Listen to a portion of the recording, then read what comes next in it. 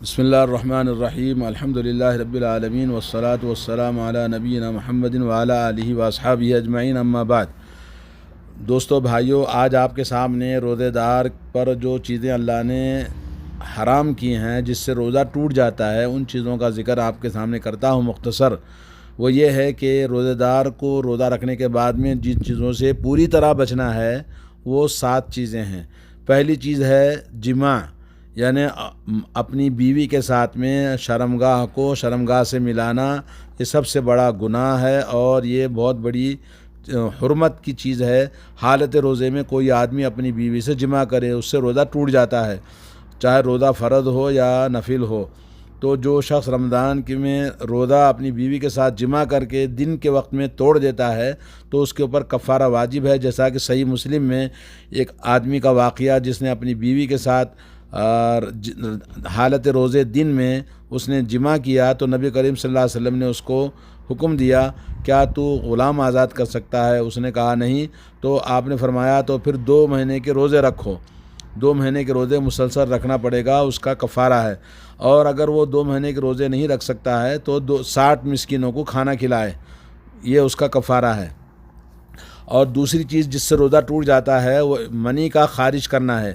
اپنے جسم سے کوئی آدمی منی خارج کرتا ہے، چاہے وہ ہاتھ کے ذریعے ہو یا کسی کو چھو کر منی خارج کرے، یا اپنی بیوی کو بوس و کنار بیوی کے ساتھ رگڑ کر کوئی بھی طریقے سے منی خارج کرے تو اس سے روزہ ٹوٹ جاتا ہے۔ اور منی کا خارج ہونا جیسے آدمی کے اختیار میں نہیں ہے، جیسے احتلام ہو جاتا ہے تو اس سے روزہ نہیں ٹوٹتا ہے، یا یہ کہ کوئی آدمی اس طرح سے تصور اور خیال میں کر کے سویا اور اس سے منی خارج ہوگی تو اس سے روزہ نہیں ٹوٹتا ہے، کیونکہ نبی کریم صلی اللہ علیہ وسلم نے فرمایا ان اللہ تجاوز عن امتی ما حدثت به انفسها، اللہ تبارک و تعالیٰ نے میری امت کو معاف کر دیا ہے ان چیزوں کو جو انسانوں کے دلوں میں کھٹکتی ہیں، ما لم تعمل او تتکلم، جب تک کہ آدمی اس کو جان بوجھ کر نہ کرے یا یہ کہ اس کو اپنے زبانوں پہ نہ لائے، تو اللہ تبارک و تعالیٰ نے جو آدمی کے اختیار میں نہیں ہے اللہ تعالیٰ نے اس کو معاف کر دیا ہے۔ صحیح بخاری صحیح مسلم کی حدیث ہے۔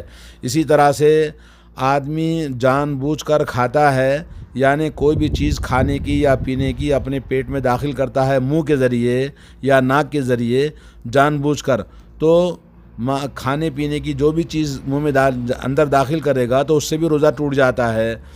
البتہ یہ کہ اگر کوئی آدمی بھول کر اچانک اس کے منہ میں ڈال لیا اور کھا لیا، یا اچانک اس کو پیاس لگی تھی، اس کو احساس نہیں تھا روزے کا، جا کے فوراً اٹھا کے پانی پی لیا تو اس سے اس کا روزہ نہیں ٹوٹتا ہے۔ نبی علیہ الصلوۃ والسلام نے فرمایا اللہ نے اس کو کھلایا، اللہ نے اس کو پلایا، اپنا روزہ کنٹینیو کرے گا۔ تو نمبر 3، کھانے پینے کی چیزیں جان بوجھ کر کوئی بھی اپنے منہ سے یا ناک سے داخل کرتا ہے تو اس سے روزہ ٹوٹ جاتا ہے۔ اسی طرح سے ایسے انجیکشن جو کہ وٹامن والے ہیں یا گلوکوز ہے، تو پروٹین یا وٹامن یا کوئی بھی گلوکوز کی چیز انجیکشن لیتا ہے تو اس سے بھی روزہ ٹوٹ جاتا ہے۔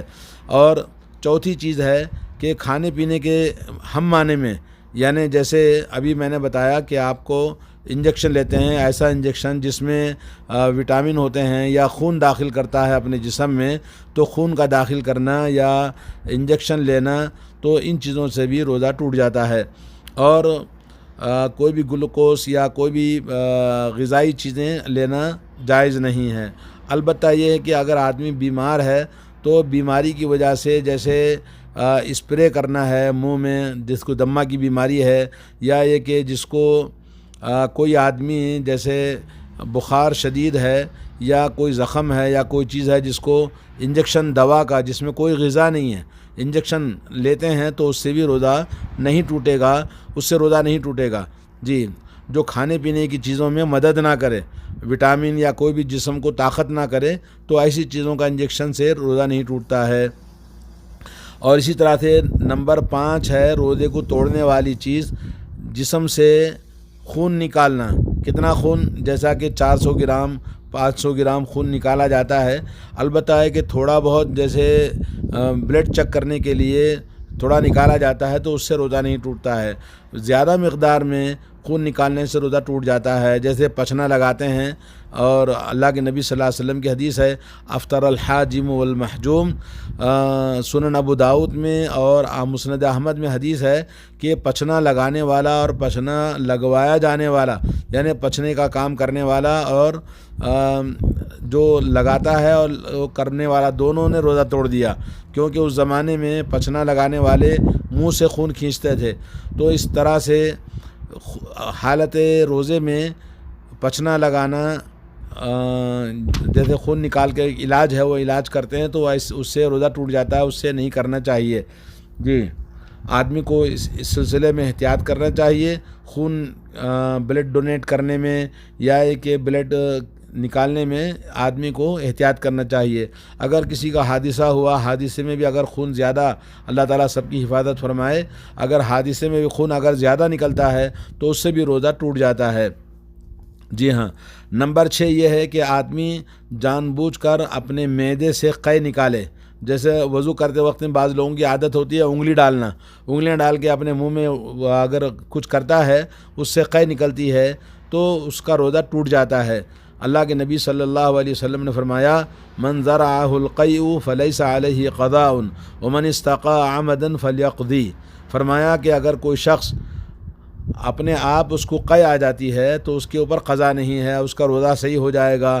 لیکن من استقاء، اور جو شخص اپنے عمدن قے نکالتا ہے اپنے پیٹ سے، وامٹنگ اپنے آپ نہیں ہوتی ہے بلکہ اپنے آپ ہونے کے بجائے اپنی انگلیاں ڈال کے منہ سے کھانا نکالتا ہے، تو اس کا روزہ ٹوٹ جائے گا۔ یہ حدیث تمام سنت کی کتابوں میں موجود ہے۔ 7ویں چیز یہ ہے کہ عورت کو خون حیض کا یا نفاس کا خون نکل آئے تو اس کا روزہ بھی ٹوٹ جاتا ہے۔ اور عورت کو اگر خون یا حیض یا نفاس کا خون آئے، جیسا کہ اللہ کے نبی نے فرمایا الیس اذا حاضت لم تصلی ولم تصم، کیا عورت جب حیض آتا ہے تو نماز نہیں پڑھتی، روزہ بھی نہیں رکھتی؟ تو جب عورت اگر خون دیکھ لے اپنے حیض کا یا نفاس کا تو اس کا روزہ ٹوٹ جاتا ہے۔ البتہ یہ کہ روزہ ٹوٹنے کے بعد میں وہ اپنے روزے کو شام تک مکمل کرے گی، لیکن اس کا قضا کرنا ضروری ہے۔ جس دن سے اس کو خون نکلا ہے اور جتنے دن اس کا روزہ نہیں رہے گا اتنے دن کی قضا اس کو کرنا ضروری ہے۔ یہ تھا کچھ 7 پوائنٹس جس میں روزہ ٹوٹنے کے احکام بیان کیے گئے ہیں۔ البتہ یہ کہ کچھ چیزیں ہیں جو کہ حالت روزے میں انسان کے لیے جائز نہیں ہیں۔ وہ کیا ہیں؟ حالت روزے میں جو چیزیں جائز نہیں ہیں وہ یہ ہے کہ جیسے غیبت کرنا، جھوٹ بولنا، گالی دینا، لڑائی جھگڑا کرنا روزے کی حالت میں ناجائز ہے۔ حضرت ابو ہریرہ رضی اللہ تعالیٰ عنہ سے حدیث ہے، رسول اللہ صلی اللہ علیہ وسلم نے فرمایا جو شخص روزہ رکھ کر جھوٹ بولتا ہے اور اس پر عمل کرتا ہے، جھوٹ بولنے کو چھوڑتا نہیں ہے، تو اللہ تعالیٰ کو اس بات کی کوئی حاجت نہیں ہے کہ وہ اپنا کھانا پینا چھوڑ دے۔ صحیح بخاری کے اندر حدیث ہے۔ جی، اسی طرح سے حضرت ابو ہریرہ رضی اللہ تعالیٰ عنہ کی حدیث ہے، فرماتے ہیں رسول اللہ صلی اللہ علیہ وسلم نے روزہ ڈھال ہے، لہذا جب کوئی شخص روزہ رکھے تو فحش باتیں نہ کرے، بیہودہ پن نہ دکھائے۔ اگر کوئی دوسرا شخص روزہ دار کو گالی گلوچ کرے، یعنی سامنے والا کوئی گالی گلوچ بکتا ہے یا جھگڑا کرے، تو روزے دار کہہ دینا چاہیے کہ بھائی میں روزے سے ہوں۔ تو اس طرح سے روزے دار اپنے روزے کی حالت میں کوئی بھی ناجائز غلط باتیں، جھوٹ باتیں نہیں کہنا چاہیے۔ یہ حدیث صحیح بخاری کے اندر ہے۔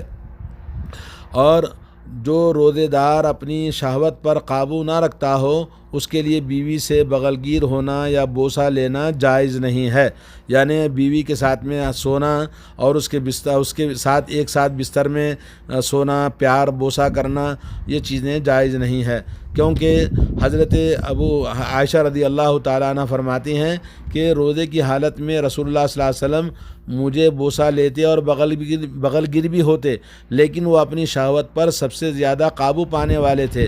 تو یہ صحیح بخاری کی حدیث ہے۔ اسی طرح سے حضرت ابو ہریرہ سے روایت ہے کہ ایک آدمی نے نبی کریم صلی اللہ علیہ وسلم سے روزے کی حالت میں بیوی سے بغل گر ہونے کے بارے میں سوال کیا، تو نبی علیہ الصلوۃ والسلام نے اسے اجازت دی۔ پھر ایک شخص نے اس نے بھی وہی سوال پوچھا تو نبی کریم صلی اللہ علیہ وسلم نے اسے منع فرما دیا۔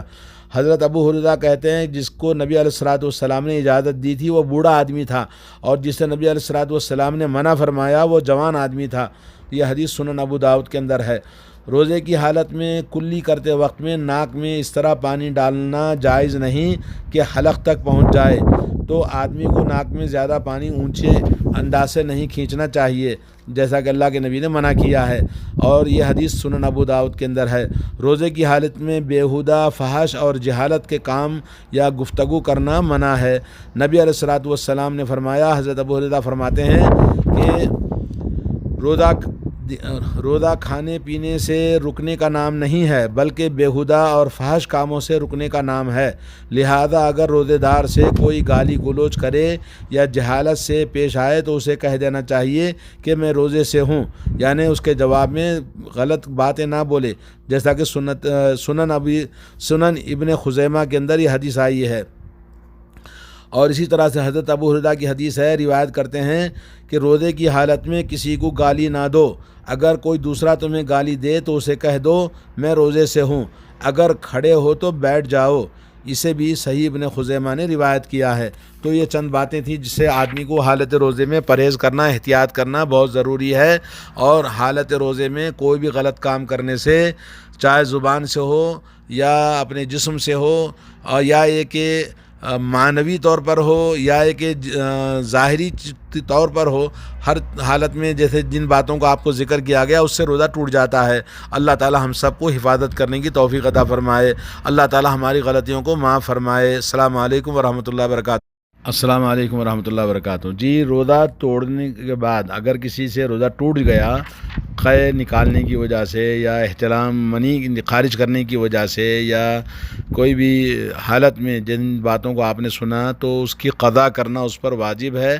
جیسے دن میں اگر کسی عورت کو حیض یا نفاس آ گیا تو اس کا بھی روزہ ٹوٹ گیا تو اس کی قضا کرنی ہے، تو قضا روزوں کی واجب ہے، الا یہ کہ کوئی آدمی حالت روزے میں دن میں اپنی بیوی سے ہم بستری کر لیا تو اس کو 2 مہینے کے روزے مسلسل رکھنا ہے، یا یہ کہ اس کو 60 مسکینوں کو کھانا کھلانا ہے، یہ اس کا کفارہ ہے۔